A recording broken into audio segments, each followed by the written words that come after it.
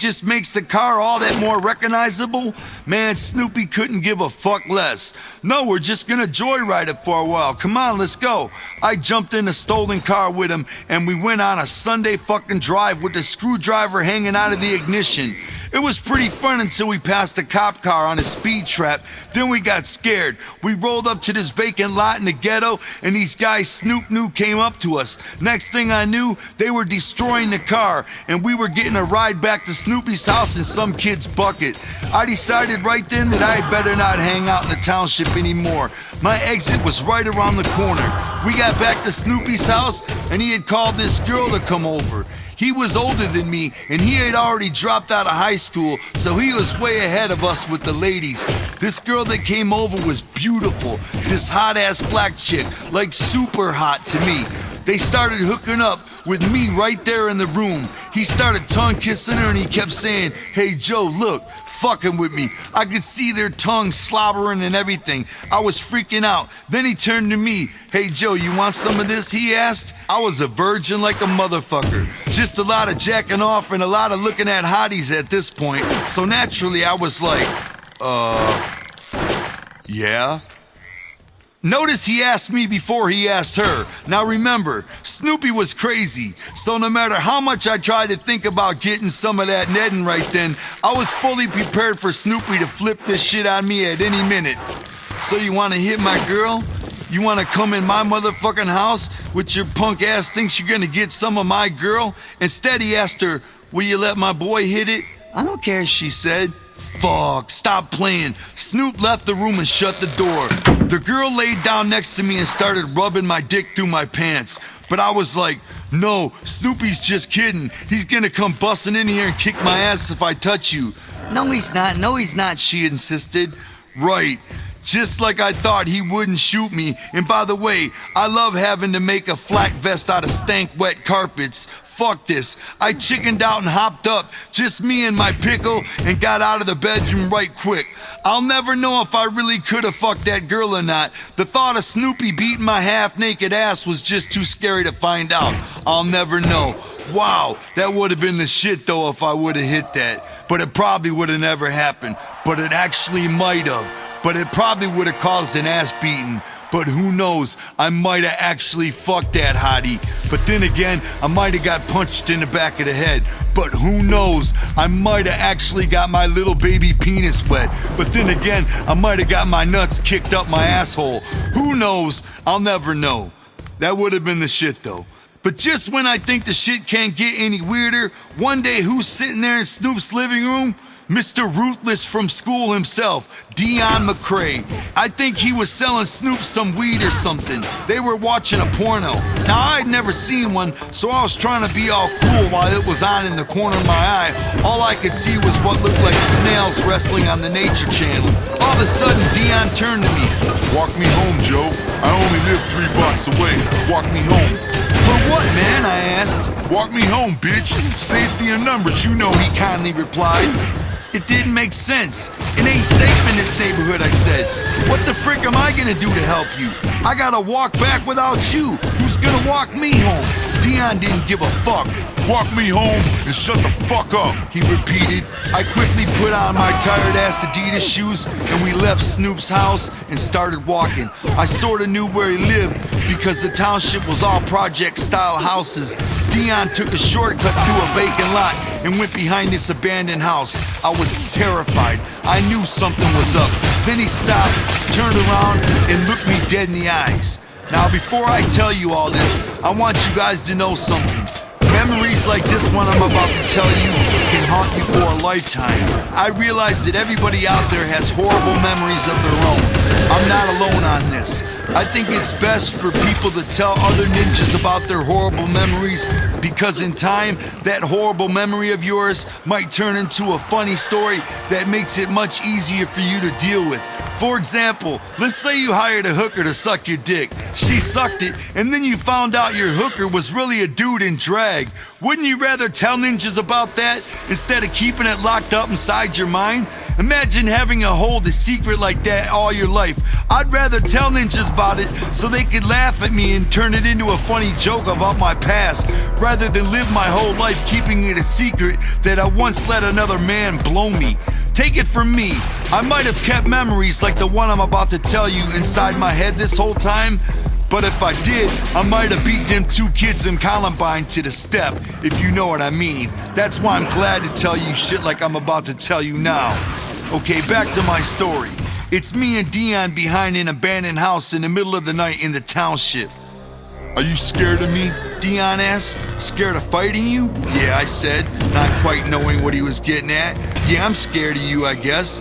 Then he picked up a brick and unzipped his pants. I want you to suck my dick, He said, all calm and straightforward. If you don't, I'm gonna kill you with this brick. If you tell anybody about it afterwards, I'm gonna kill you then. He was dead serious. Wow, he was not playing at all. He was determined to have me suck his dick. I don't know if he was gay or if he just wanted to make me suck his dick to be ruthless. I don't know what. All I know is Dion is the type of motherfucker that will fuck you in your ass in prison. Now let me tell you all something. He would have had to break that brick into particles over my head and shoot me in the face 17 times before I even would have looked at his fucking dick. So it's just me and supposedly gay-ass Dion McCrae with a fucking brick and his hard dick in his hand. Hell no, I can't lie. I started crying like a bitch just thinking, what am I gonna do now?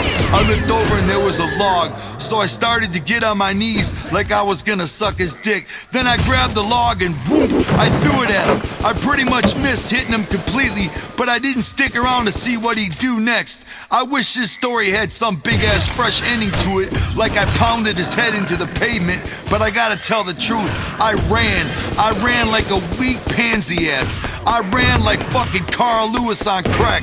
I ran past Snoopy's house and all the way home. I didn't even stop running at home. I ran laps in my backyard. I told my brother John, Lacey, and Joey about it, but I never did tell anybody else because I didn't want Dion to hunt me down. Now I'll tell anybody and their mama about it. At that point, I was like, fuck the township. I only went back to pick up Lacey every now and then. Dion was in a boys' home or jail by now anyway, most likely getting his dick sucked all he wants. The ring we built in Lacey's backyard eventually got all tore up. There were no ropes on it or anything, but some of the kids in the neighborhood still used it for street boxing matches from time to time. One time we were back there watching some ninjas box each other, and there with all his boys was the motherfucker who threw that brick at my leg when we were building the ring that first day. He started fucking with me again. This time I could see it coming though. He wanted to box me. He went around the ring putting his gloves on, announcing to everybody, I'm boxing Joe, I'm boxing the white boy. John and Joey were there, so I felt like I had some extra karma. I needed all the help I could get. I put the boxing gloves on and got in there with him. I thought I was about to get my ass beat. At first, I wouldn't throw any punches. Bam, bam, I did my best to block the 2 right crosses. Bam, he landed a left hook to the side of my head. All of a sudden, I couldn't hear the cheering so loud anymore. All I could hear was his shit talking as he threw blows at me. I saw John and Joey, and I could tell from the looks on their faces that I was getting my ass beat. Then, just looking at him with his smirky fuck you look and all that, and all his boys cheering him on, it pissed me off mad hard. I thought about my brother and how we had talked about we're not gonna be scrubs anymore and how we're gonna start blowing people's grills out. This kid had a nice grill too. It was just begging to be blown out. I came out throwing punches and pow! I hit him the fuck up and knocked him the fuck out. The whole backyard erupted. I was just as stunned as everybody else. The way people were around there, I thought that motherfucker would have ran home and got a gun when he came to. Instead, he just got up really slow, took his gloves off and said, "You won." That new fresh Bruce Brother Karma shit worked. I was pretty much done with the township after that. Snoopy was pretty much just done, period. I got a call from Lacey a few weeks later. Snoopy had been arrested. This time he wasn't coming home. Apparently he had shot some lady a bunch of times and took her car, but she didn't die. But he was still sentenced to 25 years for carjacking and attempted murder. It didn't surprise me. Later I heard that Pat Kelly, that funky-ass beatboxer from Lacey's rap group, the Wrecking Crew, caught a murder rap. He somehow beat it on a technicality. But then he caught another murder rap. He wasn't so lucky the second time.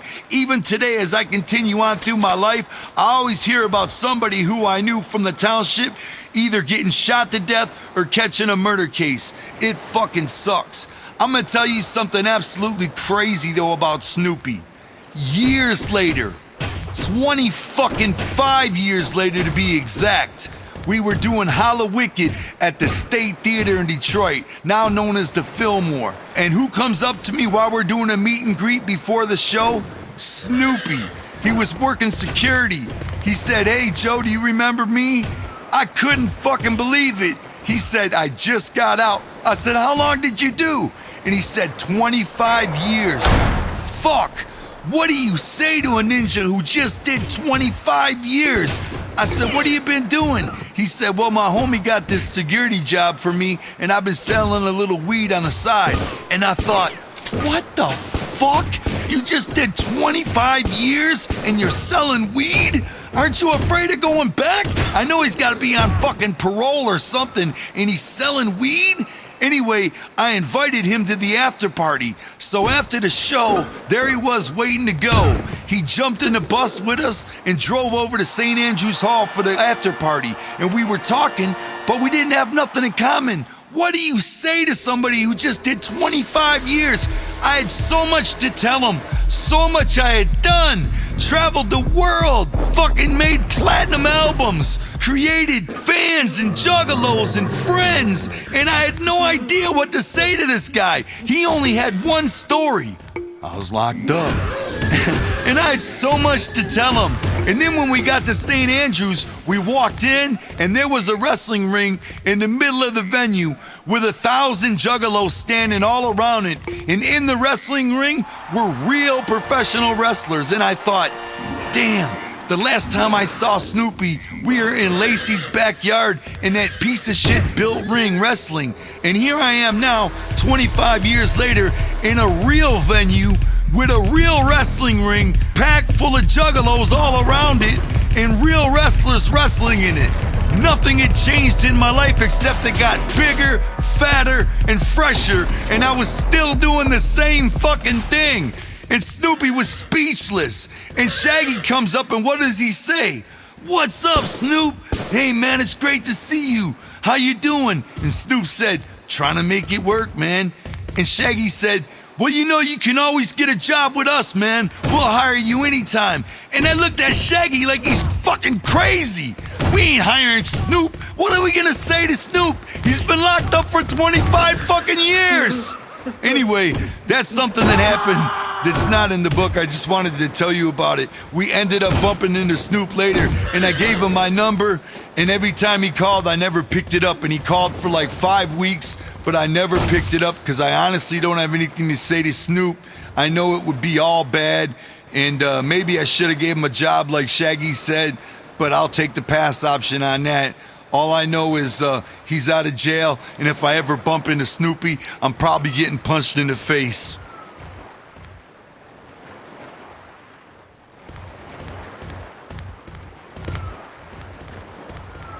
Chapter 5: The Legend of the Bruce Brothers. Sometime while I was in the 8th grade, we moved again because our lease was up on the house we rented in Oak Park. This time we moved to nearby Ferndale, just off a 9-mile road. My parents found a house and we had saved up enough money to put a down payment on it so that they could own a house instead of renting it. The house cost 30 grand. The good thing about the move was that John and Joey only lived about 2 blocks from our new crib, and our friendship grew a great deal because of that. Near the end of 8th grade, the principal of Best Junior High, Dr. Sophia, called my mom into school, turns out, the school ninjas had been keeping a file on me. Your son hangs out with all the black students, you know. He takes the bus every day to the Royal Oak Township, and that's not a very nice place, he told my mom. Like my mom was supposed to be shocked or something. My mom didn't say shit. Dr. Sophia continued.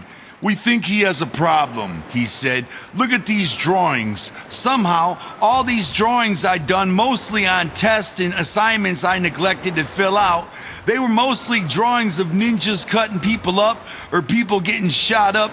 My mom knew those drawings were nothing compared to the drawings that I had at home on the fridge. She had my back. By the time she left that day, Dr. Sophia had a new Ned and Ho. You think just because he's creative, he's crazy? What are you calling me in here for? To tell me about my son hangs out with black kids? Is there something wrong with that? Dr. Sophia was a little bit nicer to me after that, but by then, I didn't give a fuck. I was done hanging out in the township anyway. My focus was wrestling and being a ninja and not taking shit from anybody anymore. I was sitting in the book. I was done hanging out in the township anyway. My focus was wrestling and being a ninja and not taking shit from anybody anymore. I was sitting in the locker room after a gym class one day and all the cool kids were wearing Bermuda shorts. I don't know if you remember Bermuda shorts, but what the fuck? Those Hawaiian-looking shorts with flowers and jungle shit all over them? As much as a floob as I was, if I'd have worn those back in the day, I'd be laughed right the fuck out of class. So I opened my big mouth. You look like fucking Magnum PI wearing that shit. The other kids were going to let it pass after all. Those days I was dressing scrubby again. I was done with the Adidas suits and the rapping for a while anyway. This kid Kobe, this super tough king jock of the school, decided to put me in my place anyway. As he laced up his spanking new Reeboks, he looked at his boys and told me off. Why don't you shut the fuck up, Joe Bruce, dickhead? I wasn't about shutting up anymore. Fuck you, man, I said. Well, frick you, man, I said. The truth was, at this point, I still wasn't cussing yet. No matter what I write in this book about the things I said to people back then, just remember, the truth is I didn't start cussing until I was almost 18. Sometimes, when I'm remembering things I said back then, I forget that. Anyway, I walked over and BAM! I blew his mouth out right there in the locker room. One of the freshest moments of my childhood. This kid was a big jock, one of the tougher kids in school, and I punched him right in his square fucking chin.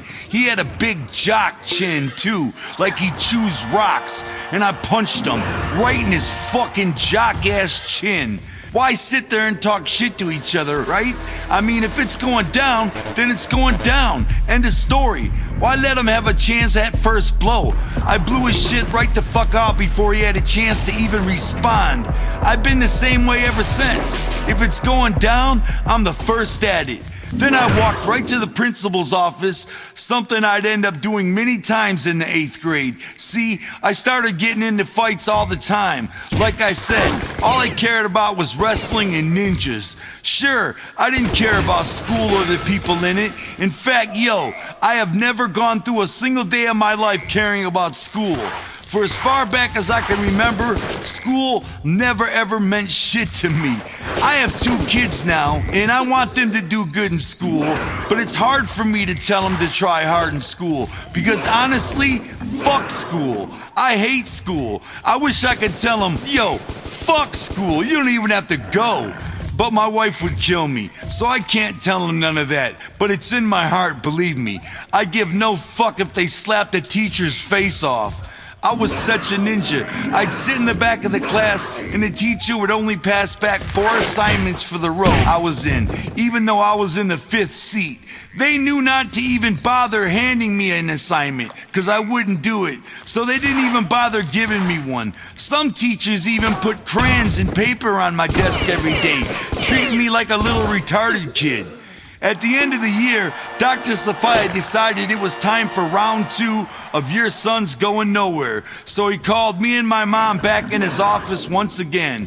Your son got straight E's in the 7th grade, and he got straight E's again in the 8th grade. Now he's too old to be in our school again for another year. So I'm gonna have to put him in the 9th grade in high school, but hold on. Dr. Sophia grabbed the phone and dialed the number.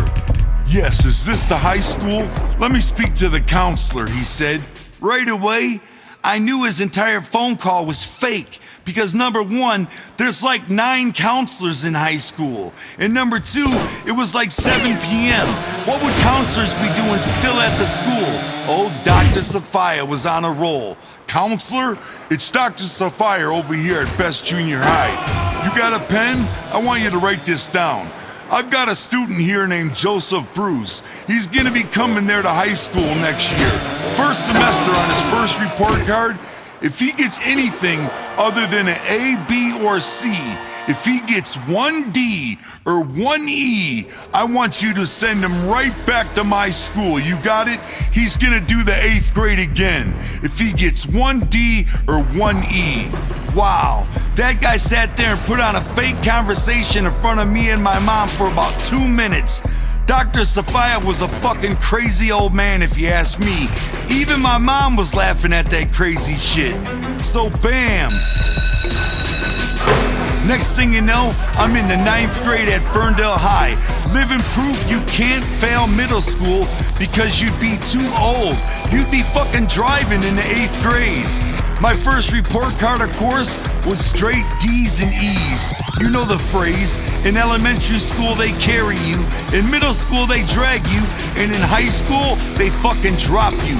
Well, I got dropped like acid on Jimi Hendrix's tongue. Joe Bruce lasted in 9th grade all of about 6 months. During those 6 months though, I was the epitome of greatness. I was a fucking awesome student in my eyes at least. Fucking awesome. I put on a pair of sweatpants first day of the school year and I wore them for the entire 6 months. I made it a goal of mine. I bet my brother and John and Joey that I could do it. I'm gonna wear these same blue sweatpants every day all year. And I did it too, till I dropped out. I always believed it's important to set goals in life. How fresh was I? By the end of those 6 months, those blue sweatpants were fucking hanging off my ass. They were ragged up, they had holes in them, they were stained, and they were fucking awesome, and I wish I still had them. I'd sleep in them every night. Years later, my friend Nathan Mack was at a party, and some chick was showing pictures of her and her friends from back in her high school days. And in one of the pictures, you could see me in the background sleeping on a desk. I thought that was so fresh. In her photos, this girl and her perfect-ass girly cherry pop friends were all on the latest and greatest school activities, making friends and just being happy and great in high school, all around active people, and yet there was me in the background, knocked the fuck out, drooling on my desk, complete with my uncut and matted up hair. Little did any of them people know, or even care for that matter, but what I was really doing was learning the whole time. I was steady learning how to dream. That's how I look at it. Yeah, I was asleep, dreaming about what bigger and better things were yet to come. I was late to class every fucking day. The only money I had was food stamps for lunch, and I had to walk way far away so nobody would see me spending food stamps. I'd walk to this party store that was at least 1.5 miles away from the school, and when I came back, I was always late. I just didn't give a fuck. I never did one assignment in high school. I gave absolutely 0 fucks. One day, a real high school counselor called me down to his office to voice his concern. I just want to know what happened, he said. At the beginning of the year, you were getting mostly A, B's, and C's on your test. Now you're down to D's and E's. What's happening, Joe? I was like, huh? I was getting A's and B's. Yeah, you were doing great.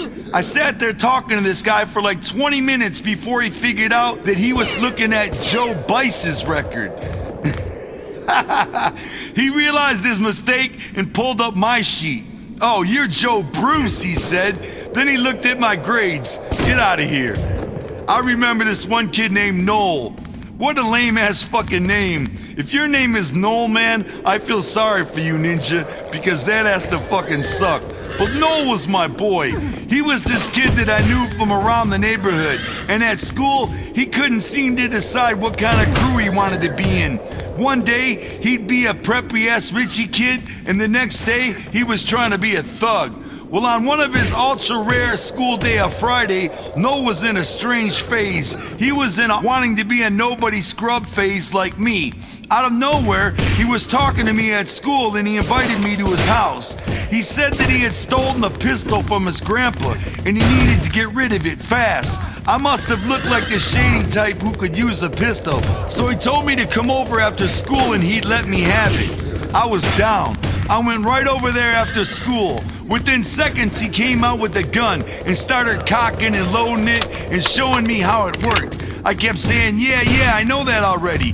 This kid Noel was insistent on showing me his pistol handling skills. Finally, boom! It went off right in his hands. I jumped up off the couch to check myself for bullet holes. I was skinny back then, which helped me make less of a target, I guess.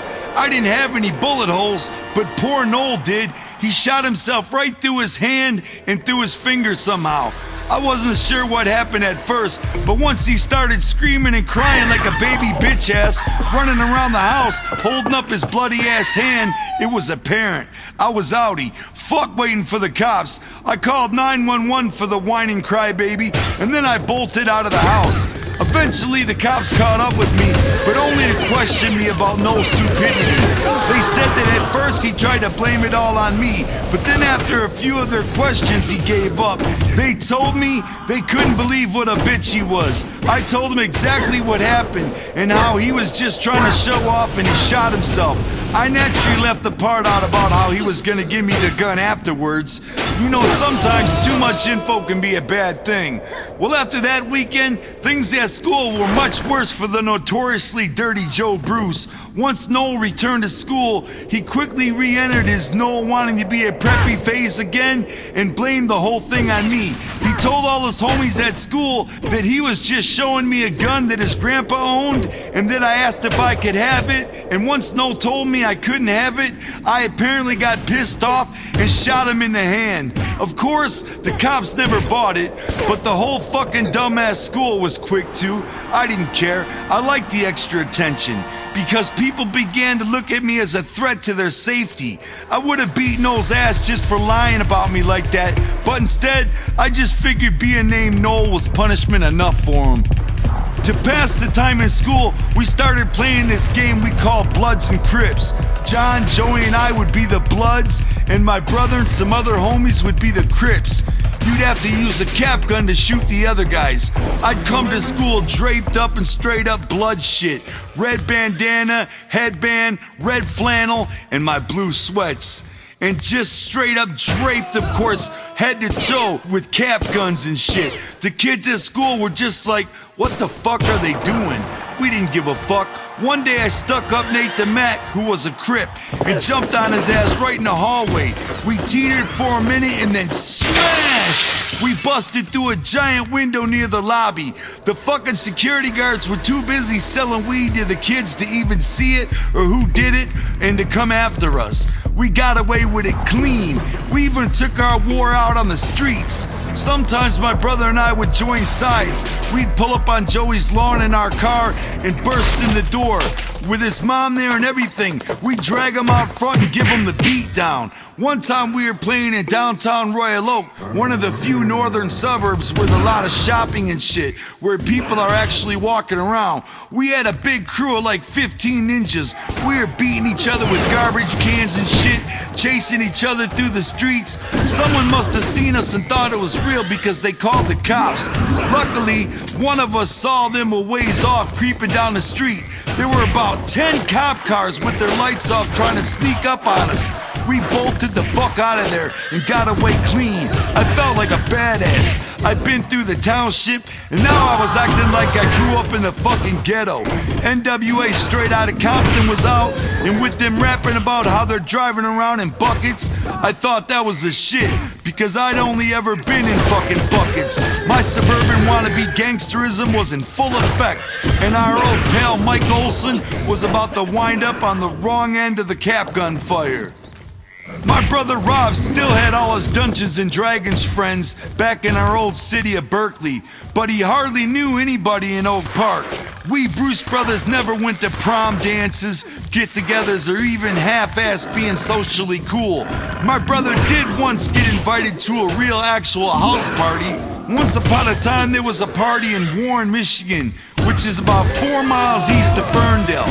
Some old school, longtime D&D homies of my brother knew somebody, and somehow they all got invited to come to the party. When he got there, he found the girl whose house it was on the front porch crying. My brother, being the honorable, sensitive type, asked her, "What's the matter?" This is my house, and I just heard these guys from Warren are gonna come over, and I just know they're gonna start some shit because they always do. They're gonna destroy my house, and I'm gonna get in so much trouble. My brother was such a good guy with super honor that he was like, "I won't let it happen, I promise." That's the crazy part, no lie. I would have been like, "Damn, sucks to be you then. Hope I'm out by the time they get here." Not Rob. My brother's like a straight up movie character of honor. Not just to try to tap the poor girl's net neither, honestly just to help her. One of the lone Bruce brothers was ready to protect this girl's house like high noon or something. Well, when the bad guys got there, who do you think it was? None other than Mike Olson, our old homie. The very same kid my brother gave the giant transformer to before we moved to Oak Park. Well, I guess Mike had moved out of Berkeley as well, cause he was now claiming Warren. Mike was chilling with a few of his new lame-ass Warren jock drinking buddies. My brother walked up to give him a dap on the front lawn and tried to make nice right away. "Hey Mike, what's up, man? You still got that flavor I gave you back in the day?" Too late. Mike Olson had already reached full puberty and turned into a dickhead in only a few years' time. "Fuck you and your toys," Mike said, like a straight-up open, blew-out asshole. Rob couldn't believe it. "What the fuck's your problem, Mike?" Mike puffed out his feeble birdie chest as his 15-plus homies walked up on Rob and surrounded him. "Fuck you, man," Mike said. "You want to do something?" Bam! Stars and a giant flash of ruthless pain suddenly evolved Mike Olson's face, sending him into complete unconsciousness. My brother socked Mike Olson so hard, it knocked his grandpa Olson's dentures out. Mike's nose was broken into particles. They tried to put it back together later, but now he looks like Michael Jackson's. Afterwards, my fresh-ass brother Rob took off across the street. Mike's boys all chased after him. Rob tried to outrun them as they hopped fences through backyards after him. All the while, he was looking for a weapon to use against them, like a shovel, a stick, anything. He would have done it easily, but whap! My brother hit some chicken wire fence and flipped over. Who would have fucking guessed it? But my old pal Mike's homies beat the shit out of my brother right then and there. My brother was just about to go into the army at this point, but even so, he wasn't okay with letting it go. Neither was I. My brother got stomped, and the Bruce brothers were bent on revenge. Not just any Bruce brothers, but the new and improved ghettoized Bruce brothers. "We gotta fuck Mike Olson up, dog.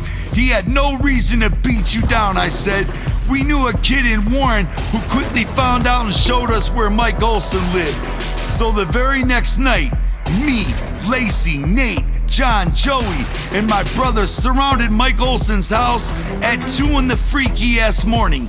Each one of us had 2 giant rocks in our hands. My brother gave the order. On the count of 3, he whispered, 1, 2, 3, smash! Being in the house with your whole family and every window breaks at the same time? Just imagine that. Oh, we weren't done with Mike yet. Then we systematically hit up his homies' houses over the next month or so. We made it our only priority.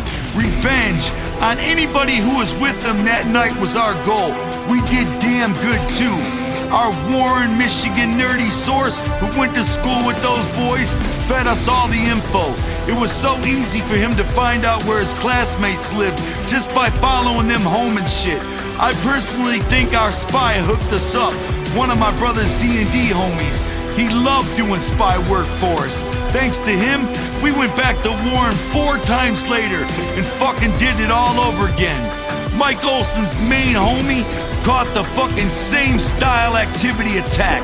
Mike got it first, then the others. One by one, I felt like Dirty Larry. It was so easy. At 4 a.m., nobody suspects a fucking thing. We were in and out of them yards in about 15 seconds. It was almost no risk to us at all. We were straight fucking them up, surrounding their houses with 2 bricks in each hand, throwing the bricks through different windows. It would happen simultaneously.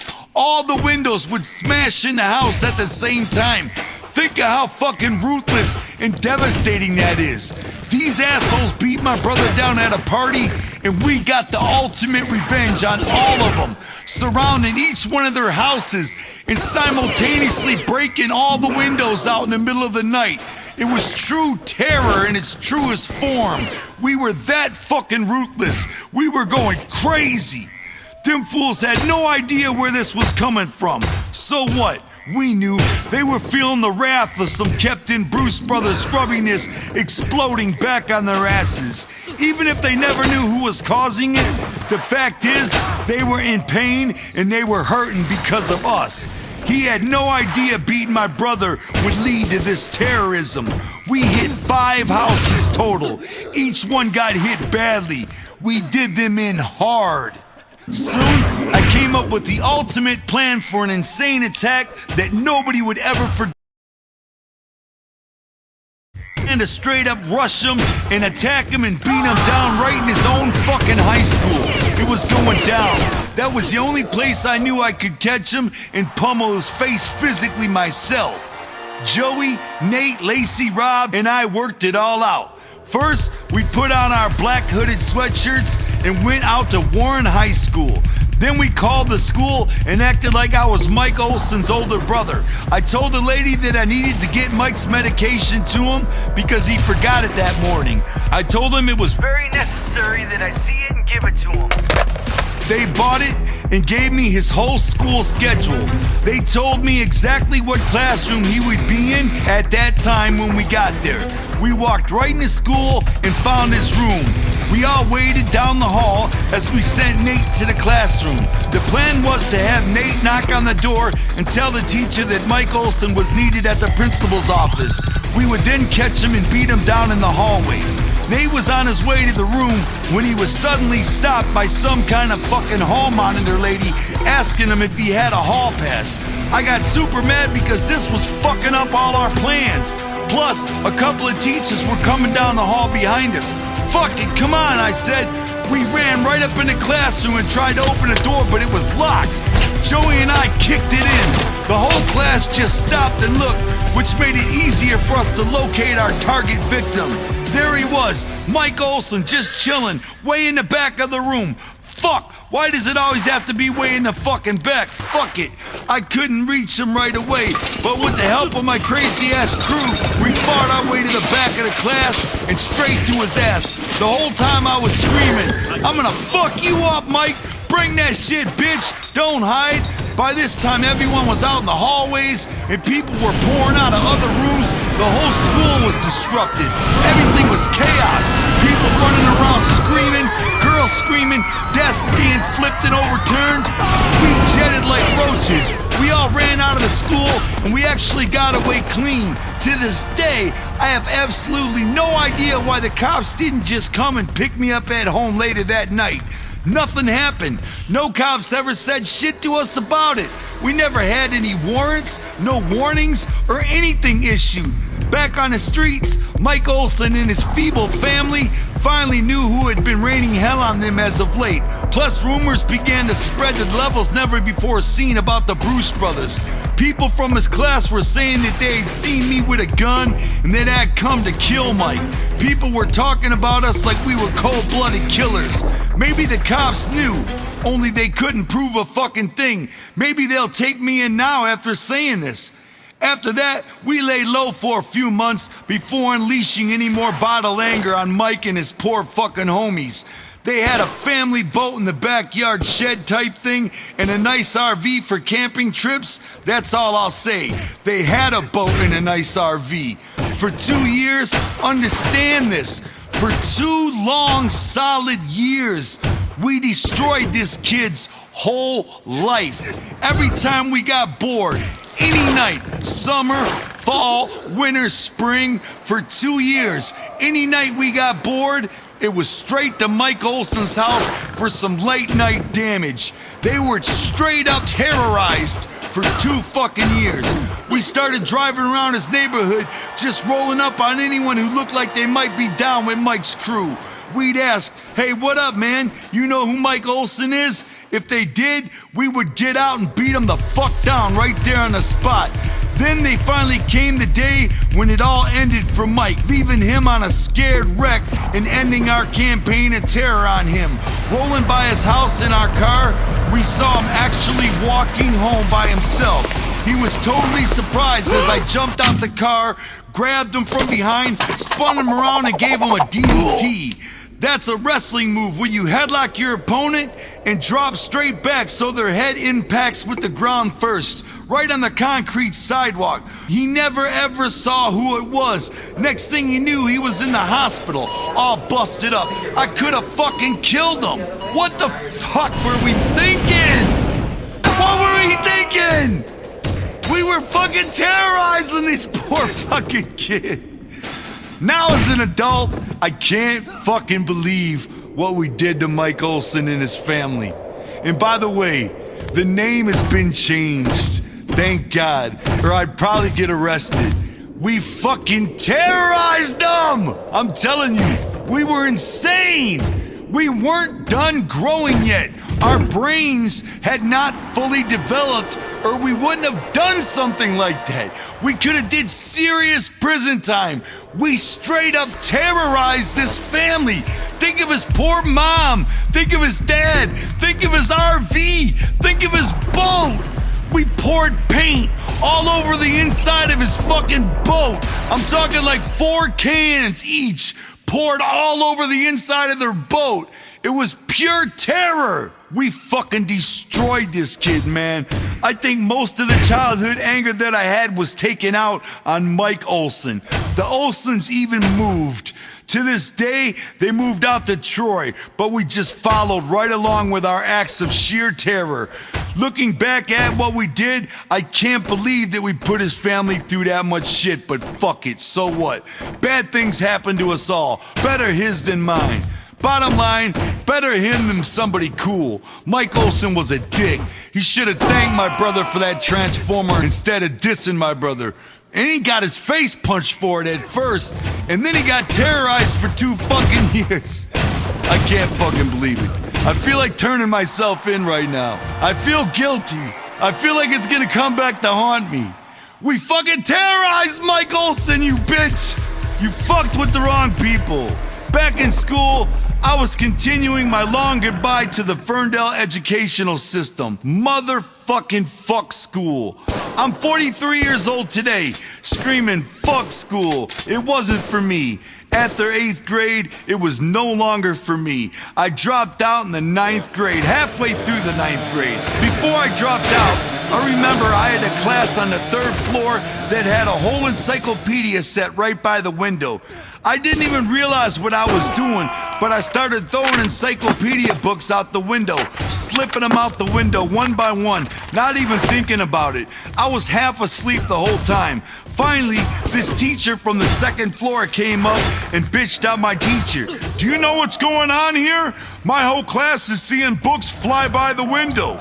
All of a sudden, everybody was looking at me and what was left of the encyclopedia set. I stated my case. Man, I didn't even realize what I was doing. I'm sorry. I was fucking out of it.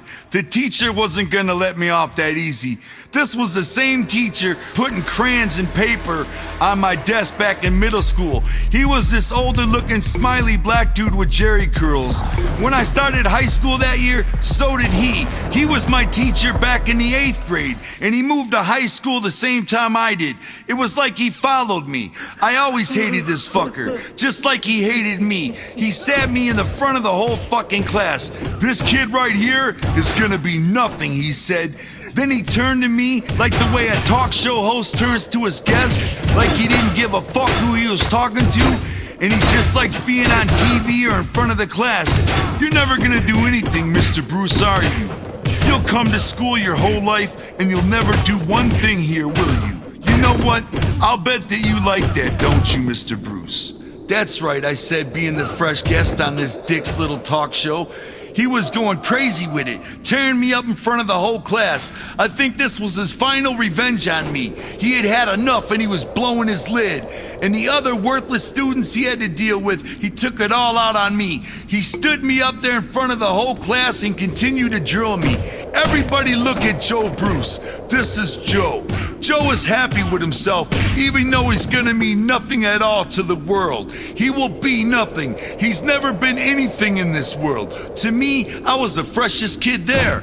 I love that fresh moment in the spotlight. I love this little speech about my whole life and how worthless it's all gonna be. I love that he was saying I was as worthless as a grain of salt. I always loved being the underdog. It was my whole model as a true floob, as a scrub, a juggalo. Not yet. He doesn't care to do his work. He doesn't want to do his work. Therefore, he never gets anything done. And it's gonna result just like his life. Nothing will ever get done. Thank you, I said. That's right, I'm the bomb. I knew I was gone by that point. I thought about knocking the teacher out for trying to bury me in front of the entire room, but he was way too fucking old. I probably would have just turned his chin into shredded wheat. Fuck it. I walked out the classroom. I walked out the school, and I never came back. I quit. I walked out in slow motion with my blue sweats hanging and dangling and bouncing in slow motion, looking fresh. Just like my brother and my sister before me, I quit. I quit. I quit. Fuck school. When I got home, I told my mom, I quit school, Mom. She wasn't surprised. She knew it was coming. She wasn't exactly having it, though. If you quit school, you can't live here, she said. Monsters and adventure! Time out, y'all. Listen, remember when I was telling you guys about the magic that my brother Rob and I had experienced in Picker Forest? Well, just like I told you then, that shit changed our lives forever. Not one day has ever gone by since then that we haven't thought about the fact that there is more to this life than the naked eye can see. Even in my gangster mode of life, I've always been fascinated with the beyond. Just knowing that there is a beyond has made us always search for it and reach for more. And to this very day, we continue our quest. No matter what I'm doing in my life, whether it's rapping, wrestling, thugging, rich or poor, I always keep exploring the beyond until all of my questions are answered, which means I'll be exploring forever. So far in life, I've been lucky enough to actually witness some unexplainable shit. Some I've already told you about, and some shit I didn't. I just want to take a time out to tell you guys about some more of this crazy shit. And if you ain't interested in this, then just skip ahead a few chapters and jump right back to the regular story. I would have just slipped these two short little ditties into a regular chapter, but they don't really fit into the storyline we've been going by so far. So I just wanted to throw these in as a freestanding little bit of flavor. The bottom line is, with both these little stories I'm about to tell you, they are without a doubt part of who we are. So I put them in the story of the book. The first story I gotta tell y'all is The Road. As I was growing up in Berkeley and Oak Park, kids were always talking about this crazy road up in the northern part of Michigan. Man, the stories were straight out of a suburban legend. People said everything from an insane asylum to a slaughterhouse full of mass murderers was all on this wooded, dark road. All kinds of crazy shit. The stories made this one 9-mile stretch of dirt road out in the boonies completely terrifying. They said nobody had ever driven all the way down it without having to turn around. They said there were hard to see chest razor high wires strung up through the woods to catch trespassers, and it was rumored also that if any lunatics escaped from the insane asylum, the caretakers would set the woods on fire all around them to trap them in. The stories of the road were totally out of control, and yet no one could tell you exactly where it was. We heard these terrifying stories about the road all our lives, and all we wanted to do was see it for ourselves and see if it lived up to the hype. Right before my brother went into the army, we found out by accident where it was, and we organized the ultimate adventure. We not only were gonna make it all the way down the road, but we're gonna walk down it on Devil's Night. Devil's Night is pretty much just a regional Detroit thing, I guess. It's a crazy celebration of violence and evil that has been around as long as I can remember. Every year on October 30th, the night right before Halloween, people just burn down abandoned houses and buildings all throughout Detroit. They commit crazy illegal acts of terror all around the city. I've always assumed it was a nationwide thing, but once I started touring, we learned it wasn't. We trained for a month by going out 9 Mile and Ferndale every night. We'd run down the tracks as fast as we could at the trains, not trying to trip. Then we'd jump out of the way at the last minute. Or sometimes we lay on the gravel in between the two tracks as two giant trains went by in opposite directions. It was the scariest thing I can ever remember doing. For the mission, we rounded up 8 of the greatest adventurers we knew. Some we hadn't seen since grade school. We had Joey, Nate the Mac, Don, and a couple other kids. All these kids were geeks, losers, and nerds in school just like us. A couple were people my brother knew from playing all them role-playing games over the years. These ninjas weren't invited to any Halloween parties or anything like that, so they were all down to do it. They were all kings of adventurers in their own world, just like us. October 30th, Devil's Night. We put on our best camouflage ninja hookups. I even painted my face like a warrior of some sort. My brother drove us all out there in my mom's car, and it was going down. And believe me when I say, the road lived up to its name and lived up to its hype. It turned out to be far different than we could have ever imagined. In the days that followed our great adventure, my brother Rob wrote a journal completely documenting everything that had happened on that night. So for now, I'm gonna hand the story over to Rob, and he'll explain the adventure with the help of his fresh journal. Plus, nobody can explain the magic of the road better than Rob anyway. That night was all his idea, and it was the greatest adventure of our lives so far. The Road, as told by Jump Steady, aka Rob Bruce. The greatest adventure that I've ever been on involved a road, but not just any road, the road. Some of y'all have read about it in ICP's autobiography, Behind the Paint. Now this road, when we were growing up, it was the stuff of legend. Kids talked about it from as far back as I can remember. And there was rumors that abounded about the road. Some said there was an insane asylum on it. Others said that it was impossible to drive all the way through it and survive. And others, I remember one of the tales was this guy was driving down the road and he basically pretended his car broke down to spook his girlfriend. And then these lunatics dragged him out of the car and killed him. Those were the kind of legends that as a child, they just sparked my interest to no end. And I vowed then and there that at some point I would encounter and defeat the road. As the years passed, I basically kind of forgot about it altogether until I was about 17 years old. One day my friend Matt Hampton came up to me and he was all crazy excited. He was like, "Rob, you gotta check this out.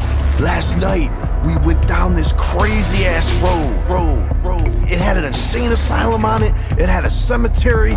It was fucking wicked as fuck." He was like, "You gotta check it out." So I was like, "Oh hell no." And all of a sudden, all those stories came up from my childhood and I started remembering all the stories about the road, and I was like, could this be it? I was like, no way. So I was like, all right, check this out. We gotta go down there. It's time for a ninja mission. We're gonna walk that bitch. So we set the date, and of course it couldn't be anything other than October 30th at midnight, Devil's Night. So we gathered the strongest warriors that we knew at the time from our crew. People that we knew would be a super asset to help us survive. So we gathered my brother Joe, Right here. Joe Usler, Yep. Steve Lindholm, What up? my boy Don Lichtel, Ta-da. Jim Symington, Here. and Nate the motherfucking Mac. Yeah. Now, we decided that we would each bring one weapon, with us. So, people brought everything from a moose bone to bow and arrows. You know what I mean? So we were like ready. Of course, I had the staff, which is my weapon of choice. We had about a month to prepare for the road. So the whole time we were in school, that's all we could fucking talk about. It was like whoever would listen to us, we were telling them about the road and what we were gonna do, how we were gonna freak it. And finally, these two kids approached me, and they were claiming that they had been to the road. And I was like, at first I was skeptical, but then when they started describing it, there was way too many similarities. Like, there was no doubt in my mind that they had been there. And they told me there was a monastery on the road full of monks. And the monks there, they don't like anybody to go there to fuck around. Anybody that comes around their property, they'll attack them. And they have shotguns that shoot rock salt. So they told us the story about him and his boy, were down there fucking around. And they seen the monk monastery, so they pulled their truck over and got out, and they started walking toward it to investigate. Suddenly they said they heard this whistling because the monks, they took a vow of silence, so they can't talk, so they communicate by whistling. And they said they heard whistling, and then shortly after that they heard the shattering of glass coming from their truck. So they ran back there to check it out, and that's when they got blasted by rock salt from a shotgun by these monks, and then they got beat the fuck down. So they were so enraged, they said that, man, they were like super pissed off, and they continue the story. They actually went back, found one of the monks' vehicles and trashed it and flipped it and all this other shit. Anyway, we were like, that only intensified the situation. Most logical people would be like, oh, fuck that, I ain't gonna fuck with that. We were like, oh, that's awesome. Awesome. You know what I mean? Awesome. You tell me there's fucking these evil monks like patrolling the road and shit. We were like, man, that just made it all the hyper. It was like living up to the legend,